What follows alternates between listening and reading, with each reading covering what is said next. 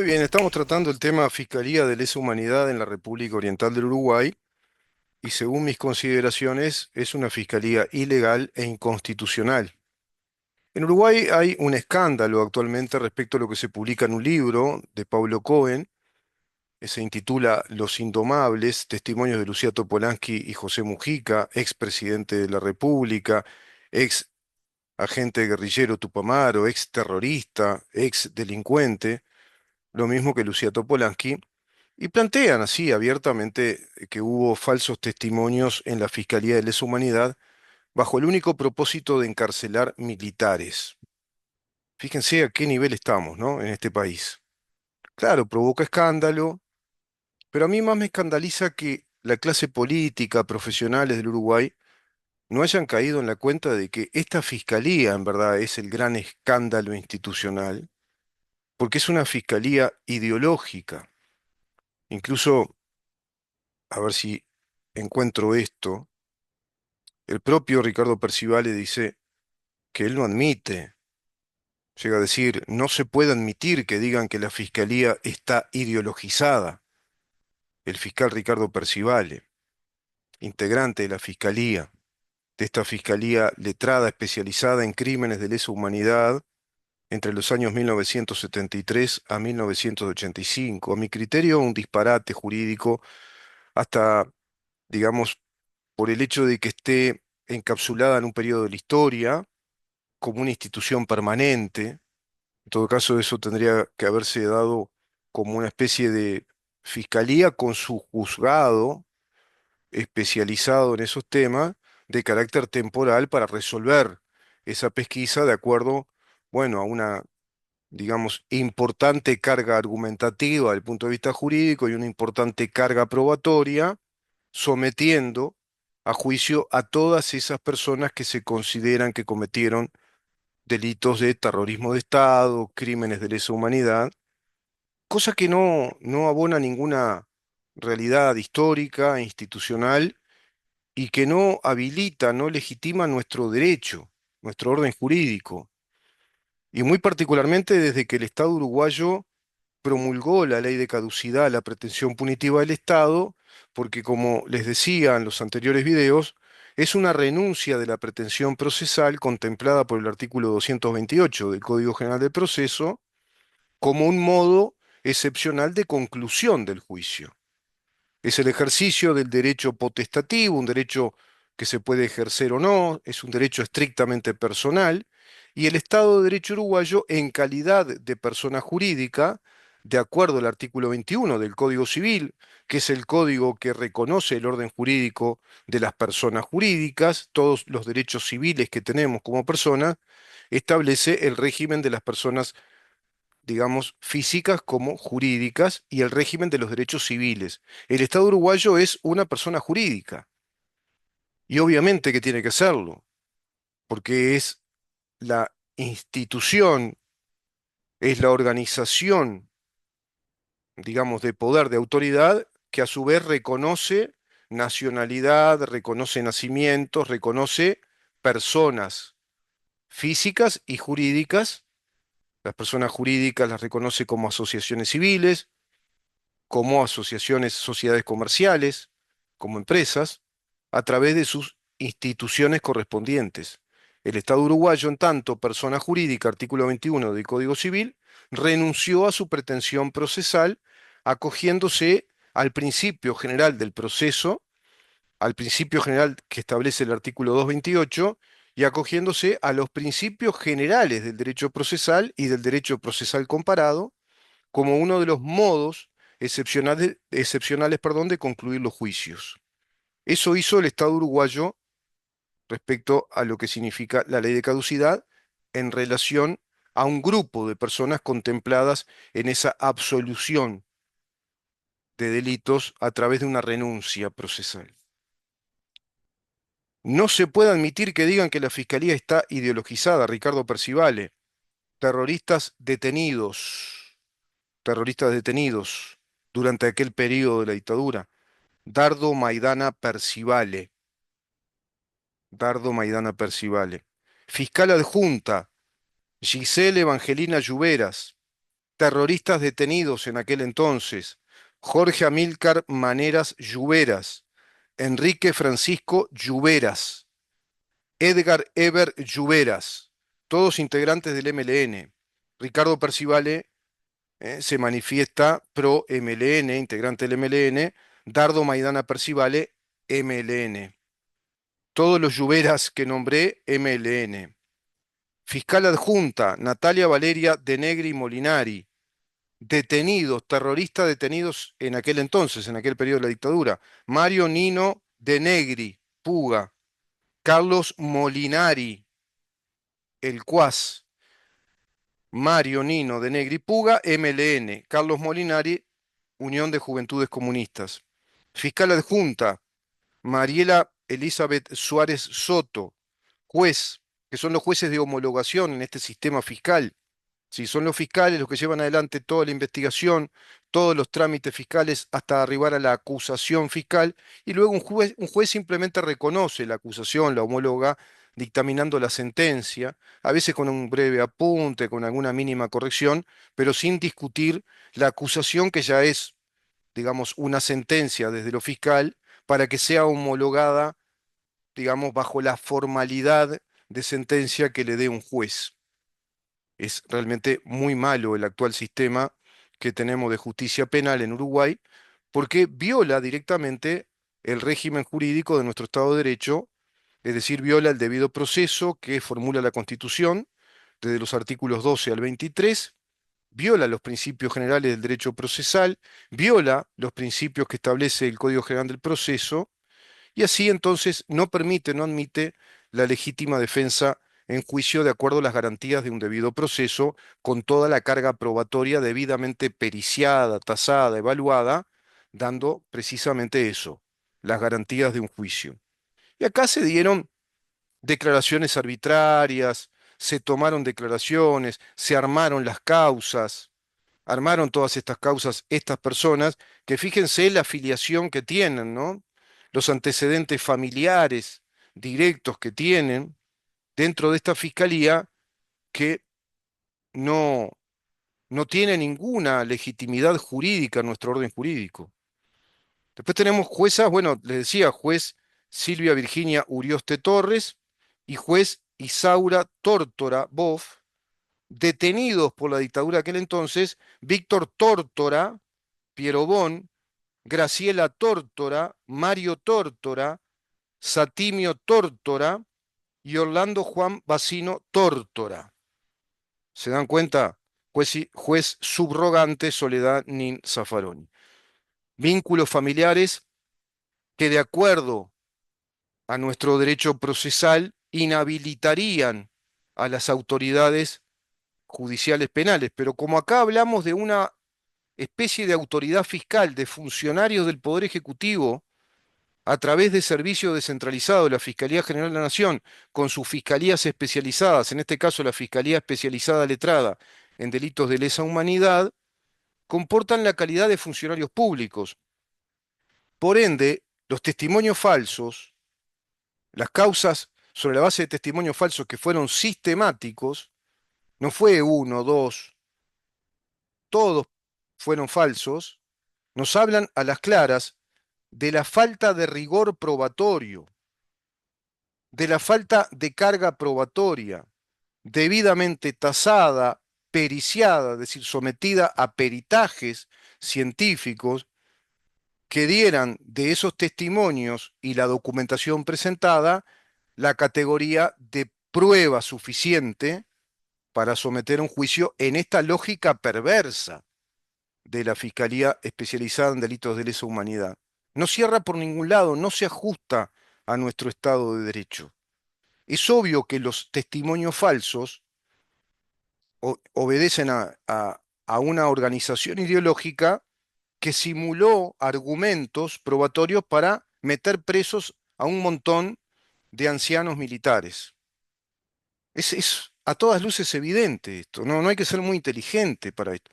No tenés que ser necesariamente un abogado ni un gran experto en derecho penal. Es a todas luces evidente que se trata de una organización ideológica que proviene de la vieja data del Partido Comunista, que con total resentimiento, pero a su vez con la voluntad política de imponer poder político, siempre fue contra la ley de caducidad, desconociendo atentatoriamente un instituto procesal perfectamente ajustado a derecho, a nuestra Constitución, a nuestro Código General del Proceso, a los principios generales del derecho procesal y a la jurisprudencia, y a un hecho que ya es irrevocable como fue la renuncia procesal, de acuerdo a los principios del derecho procesal y de acuerdo al artículo 228 del Código General del Proceso. Por lo tanto, no hay posibilidad alguna de someter por crímenes de lesa humanidad a personas a las que se les imputa esos delitos en un marco histórico en el cual estas tipificaciones penales que nacen con el Estatuto de Roma no se pueden aplicar,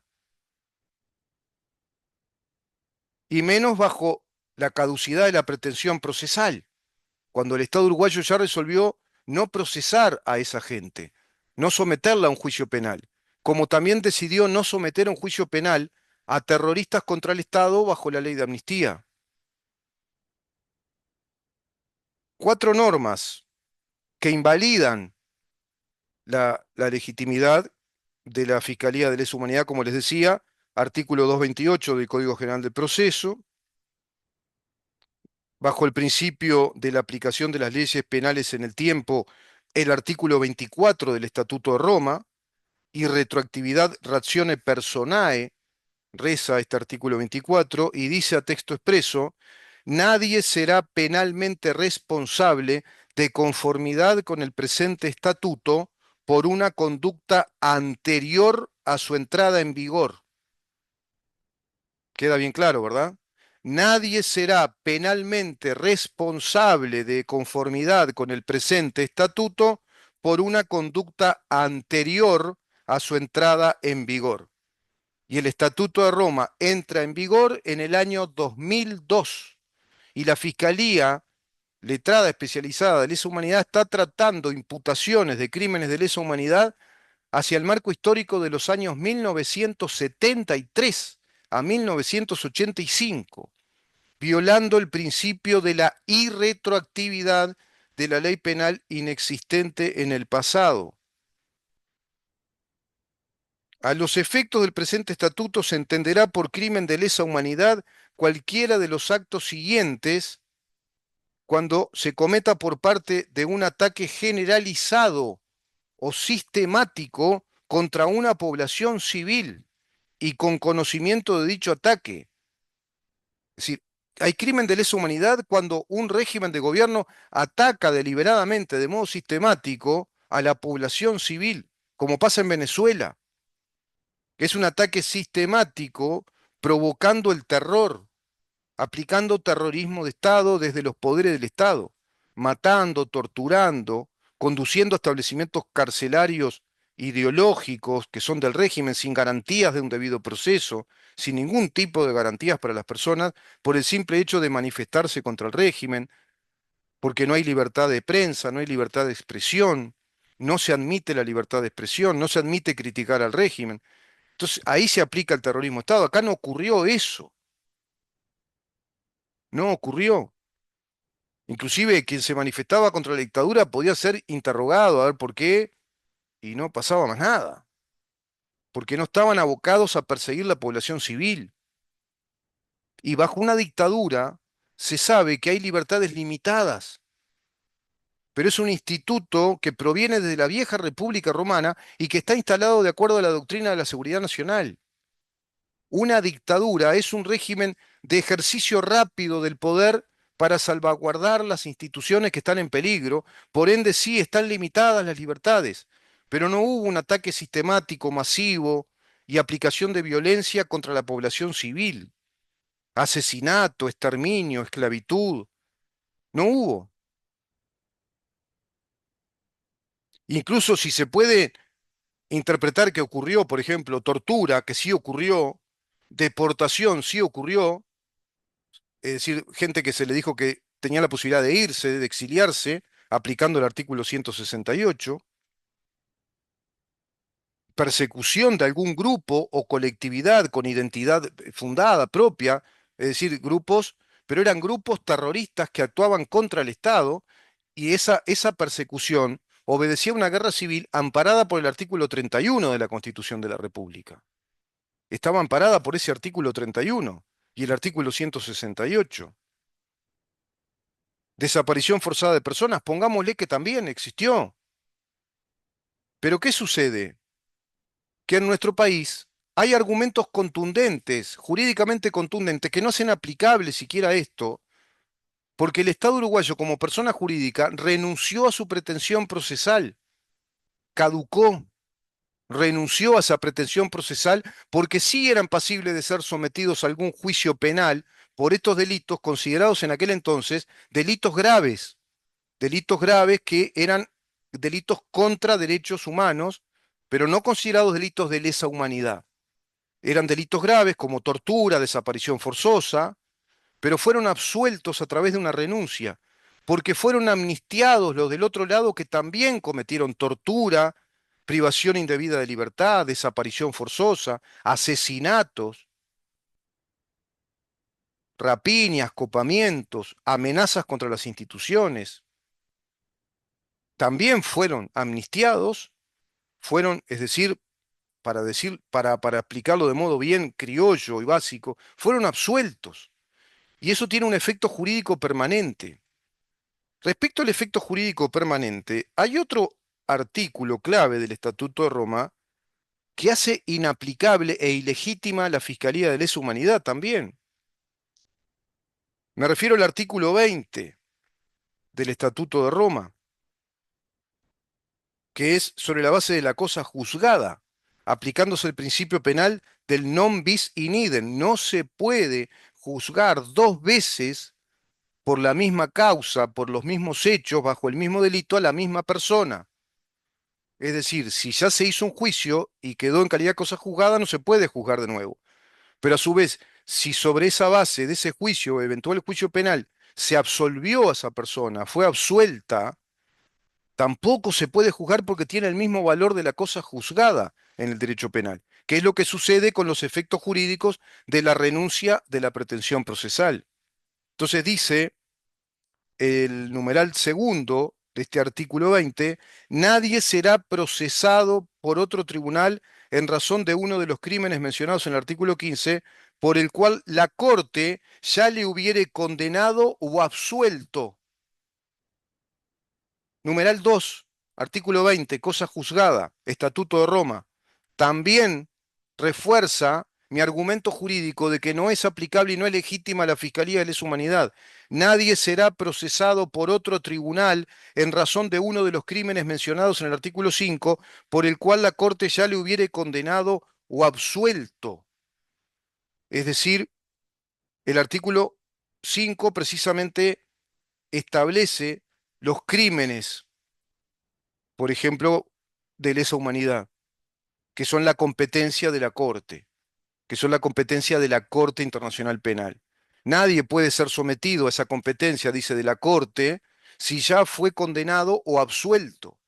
Y en nuestro país ocurre el instituto penal de la absolución a través de la renuncia de la pretensión procesal. Ya fueron absueltos. Y esa ley no es derogable, no se puede derogar porque ese acto judicial es irrevocable. No es pasible de ser restablecida esa situación porque es irrevocable, artículo 228. Eso es lo que efectivamente hay que resolver en Uruguay, está pasando.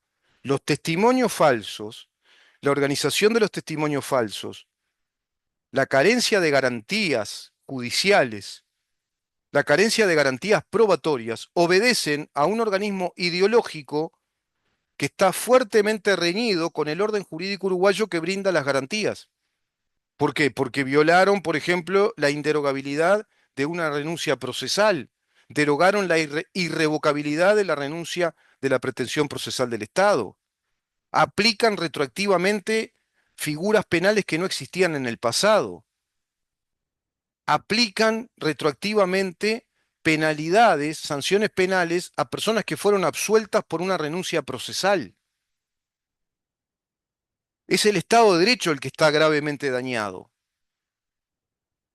No solo las personas que están lamentablemente sometidas a este vejamen que está perpetrando un Estado ya ideológico, el Estado uruguayo convertido en un Estado ideológico de persecución ideológica a través de esta casa madre, que es esta especie de KGB uruguaya, que está haciendo una pesquisa para perseguir militares y emitir una señal política de poder político del Partido Comunista del Uruguay y del MLN contra las Fuerzas Armadas y a su vez sugestionando a la opinión pública a través de medios que no tratan este tema, de los grandes medios de prensa que no lo tratan, de una clase política que no trata este tema, que es un tema tabú, está sugestionada a socialmente legitimar que esto funcione así, cuando el Estado uruguayo está siendo gravemente dañado, perjudicado y convertido en un Estado que sí está aplicando delitos de lesa humanidad. Está violando el debido proceso, está violando la legítima defensa en un debido proceso, está violando el habeas corpus, está violando la irrevocabilidad de la renuncia de una pretensión procesal, está juzgando dos veces la misma cosa y aplicando retroactivamente lo que no puede aplicar. Claro que en calidad de fiscal como funcionario público y los fiscales adjuntos, por ejemplo, les correspondería la imputación del delito de abuso de funciones, actos administrativos nulos, porque son en verdad actos administrativos, no son actos judiciales, no tienen naturaleza judicial. También les correspondería la imputación de coautoría en el falso testimonio, conllevando la sujeción de jueces de homologación que deben firmar una sentencia de condenatoria sobre la base de testimonios falsos con la coautoría de los fiscales que actúan en esas investigaciones, supuestas investigaciones, en trámites administrativos que privan indebidamente de libertad a un grupo de uruguayos que están protegidos por una ley perfectamente ajustada a derecho y que es una ley constitucional que obedece a un instituto procesal como el que formula el artículo 228 del Código General del Proceso. Lo tengo que repetir una y mil veces. Claro que son pasibles de ser imputados por delitos. Abuso de funciones, actos administrativos con desviación de poder. Los jueces, en este caso, mala praxis, por someterse obsecuentemente a este régimen inconstitucional de la judicatura. Cuando la Constitución establece en el artículo 15 y 16 que es el juez el que debe tomar cartas en el asunto, interrogar las partes y sobre la base del interrogatorio, si hay semiplena prueba, es decir, una carga probatoria importante, convincente, solicitar la apertura de juicio a través de vista fiscal. Pero no es la situación tampoco, porque ya fueron absueltos por una renuncia procesal.